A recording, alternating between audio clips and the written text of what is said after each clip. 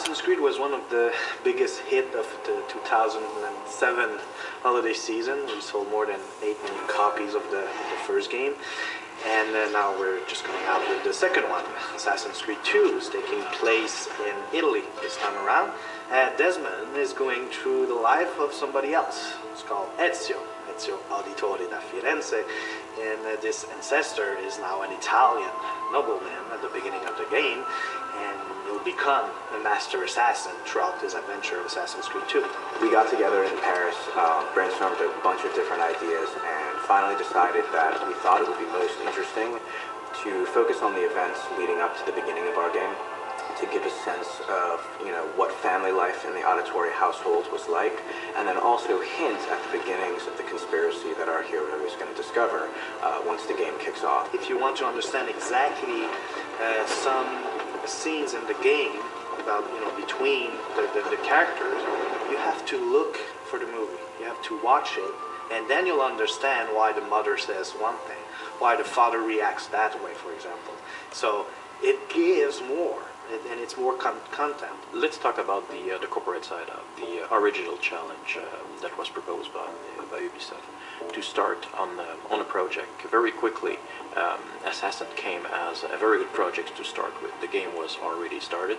They were working on it very hard, and the idea came to do a series of episodes as a short movie, able to be connected between each other, where background might be used directly from the game as an import to start, and after that we came with the proposition to use live actor to humanize mainly the film, and to do what we're built for. Mainly what we're used to is putting live actor on top of a CGI background.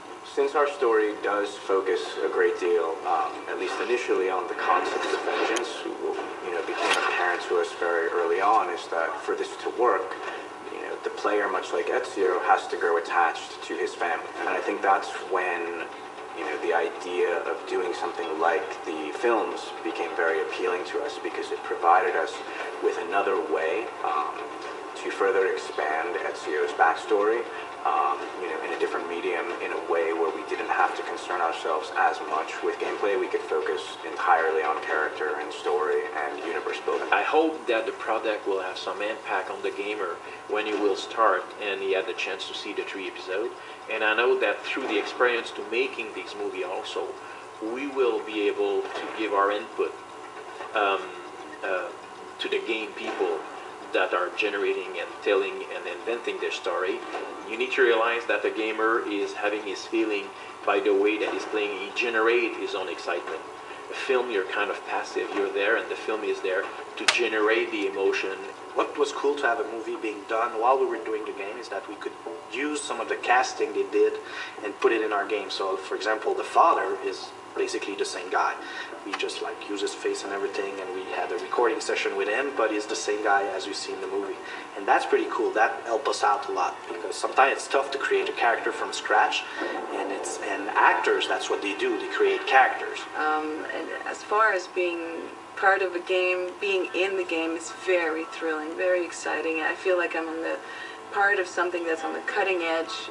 Technology is always evolving, and looking at Houston back there, we know that we're backed up with something that's going to be supporting all that. And you look at the costume, which is actual. The detail. You can feel it. Être acteur réel à travers un jeu, waouh, c'est comme dire, bon, ben alors parfait, lui maintenant je sais que c'est Emile Salot, lui c'est le gars qu'il faut éviter, ça ce sont les embûches. If a writer, whoever, my 12-year-old, my 19-year-old, or you start to write a story and you ask me, okay, put life into it, that's our job. It's our purpose. And we have to give it life. How do we give it life? Well, you got to find the truth of the character. Where does it begin? Well, in this case, it begins with the game. That's the script. I don't think of it as like preparing for a role for a video game. I think of it just preparing for a role in general, because it's filming and it's just like any other project, except it's going to be changed into the video game. Whatever it may be, if it's a story and we need to reenact it, it's the same principle. Je pense que quand l'humain propose une émotion, qu'il y a quelque chose qui brille dans son œil, où il y a un pli qui se fait au moment d'une réflexion, où le mouvement du visage, la pureté de l'être humain pour exprimer une émotion, je pense que ça va apporter quelque chose de richissime au jeu.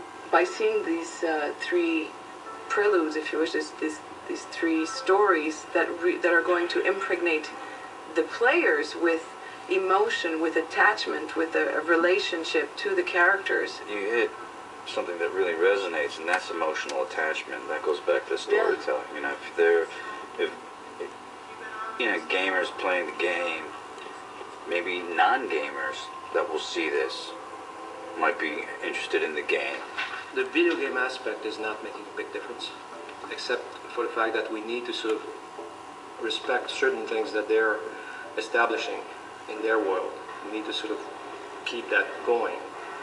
But that's about it. The rest is really about trying to tell a story the same way we would in a traditional environment. What is very different is the way we're going to produce that story. Now we're starting with some of the environments that were developed for the game, so totally virtual. And the questions were, is it going to hold in the movie world? 5 to 10% to produce of real things to produce for each scene. The rest was all going to be virtual. So what are you going to do? What do you need to provide to the director or to the actors and to the NASA team so that they will have enough information that they can work? A street, for example. What do you put in the street? You know, a big room with big windows. What do you build? There's a fireplace there. So you have to find a way to determine what's going to be essential for the actors, for the technicians, for the director, and for the post teams. Two teams working on different things, and that was part of the exercise for the departments. For the production designer, for the costume designer, they had to work differently than what we normally do. We have a new way to be able to project the virtual environment imported from the game that just don't exist. Well, when you think about it, it's difficult for an actor to be able to give a performance in an environment that they have no idea where they're coming from, what it is, what is the size of the room, including the stunts, because they are obviously rehearsing and they don't have any limit with wall, but you need to find a way to be sure that during their action they're not passing through a virtual wall. Very often, instead of doing the traditional way of shooting, you're going to rotate the actors, change the doors, change the windows, just basically revolve the whole world and keep the crew in the same position, and it's very abstract. Like the idea we had mainly is to come with a projector, which is on top, and we are projecting the room on the floor. Like when it's time for all of the team to set up the environment and know where the wall need to be, where the table is supposed to be, where the fireplace is supposed to be, we're using this projection and we don't have any things to measure anymore. And when you do that, you are forced to render and to do some layout as architects, obviously, to project what is going to be the room. Like we can project a decent size in this, and we can orient the projector depending on the kind of shots we're dealing with. And obviously this is why the team in the background are also checking and validating that on a shot-by-shot base to be sure that we're not doing mistake during the shooting, that we're going to find when we'll start to do the integration later. This project is very demanding post-production wise. Obviously it is a shoot which is entirely done on green screen, which means at the moment you see an actor, you know that it was on green screen, and there's no shot that exists in that movie where post-production was not involved. There will be 750 shots, mainly roughly, if you count the 3 episodes together. It means that we have 750 different environment angles to produce, and we have to do the preparation and to do all of the pipeline steps.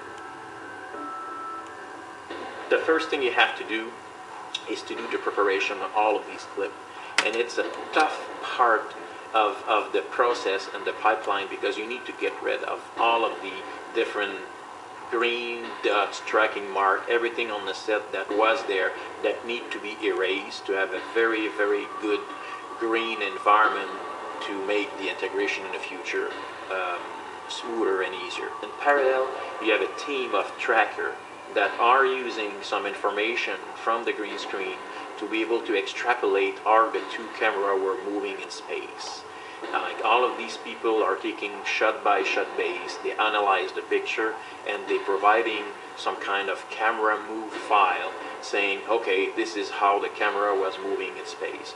It's because if you have the pretension and the ambition to put all of these people on a future environment as the inside of a church, and the camera is moving with a very complex move, you are expecting that the environment is going to move exactly perfectly and tracking perfectly the original shooting from the green screen. This is what the tracking people are doing. After that, they're the layout, knowing that when a camera was shooting, what was the camera angle, the height, what is the real position of the environment to make the geometry work. But all of these steps are done in parallel. After that, the 3D people, no matter what, they have a pretty good idea, and the modeling have done on these environments. They need to finish all of the details on these environments and moving with texture. And after that, giving life texture-wise to these environments from the film point of view, and to give mood to it. You are compositing the live action on top of virtual background that now are moving perfectly in relation with the original camera movement, and you put these two things together. Sometimes it's 3 layouts, 4, 5. Sometimes we have 17 layouts to be able to reach our goal. And at the end, after, there will be another process. It will be what we call a DI, which is a digital intermediate. We're going to move all of the one episode entirely and start a session of color correction when we will shot by shot readjust and fine-tuning all of the chroma, all of the mood, all of the ambience to get to the final result. So we have more than only one setting available for us. That made the universe much bigger and much richer. And say the entire history with a big H is now available to us to make a game or a movie, or, TV series or whatever we want to make, books and comics, whatever we want to do in this universe of this formidable machine that let us relive the life of an ancestor. And that's really is the core of Assassin's Creed. Ubisoft are storytellers. We are in a position that the gamer will be passive when you will take a look on our film. But we need also to participate in the storytelling. We are the potential to prepare him. And when he will see the film series, he will get a much better preparation to start his game. He's going to know mainly the character before he already started the game. He'll know things, he will know details. He will probably realize things that he already knows, but he doesn't realize he knows that yet. And I believe that it's a new way to prepare, but it's still a self-content project. We know now logistically how to approach it in a much better way. It's much clearer. Technically, even creatively, we have much more specifics now that we're going to go through next time. And this is only the very beginning. We can tell. It's only the very beginning of something that promises to be very, very big and exciting.